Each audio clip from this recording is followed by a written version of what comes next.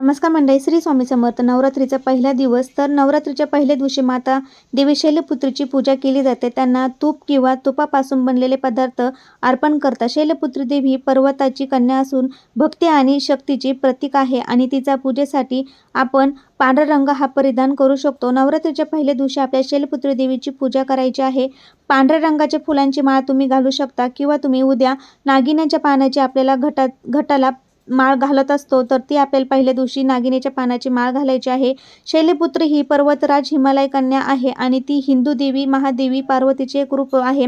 या दिवशी देवी शैलपुत्रीला गाईच्या तुपापासून बनलेले हलवा किंवा इतर तुपाचे पदार्थ किंवा गाईच्या दुधापासून बनलेले पांढरे मिठाईचा नैवेद्य तुम्ही दाखवू शकता.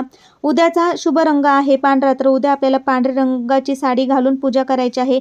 या दिवशी माता शैलपुत्रीला तूप अर्पण केल्याने आजारापासून मुक्ती मिळते असे मानले जाते. शैलपुत्री देवीची पूजा केल्याने भक्तांच्या सर्व मनोकामना पूर्ण होतात.